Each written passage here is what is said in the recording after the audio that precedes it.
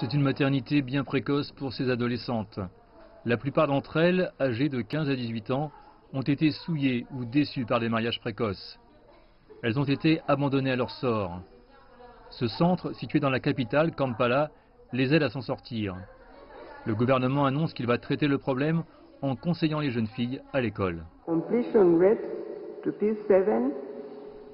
Les taux de réussite des filles à l'école sont encore très bas, en partie en raison de ces problèmes. Certaines écoles privées en Ouganda ont déjà introduit l'éducation sexuelle à l'aide de matériaux développés en dehors du pays. Mais le gouvernement déclare que les sujets enseignés étaient culturellement inacceptables. J'ai découvert qu'il y avait des menaces réelles contre nos écoles, qu'elles étaient considérées comme des terrains de recrutement pour l'homosexualité et d'autres perversions qui vont à l'encontre de nos lois. Les directives sur l'éducation sexuelle enseigneront aux enfants à être davantage conscients de tout ce qui touche au sexe et des agresseurs sexuels potentiels. Le programme sera réalisé à l'aide d'illustrations pour enfants afin qu'ils comprennent mieux, notamment les tout-petits.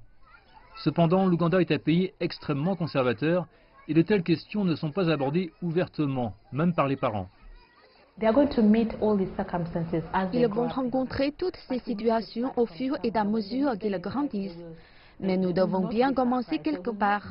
Quand ils rencontreront des agresseurs dans la vie réelle, ils ne seront pas surpris ou naïfs.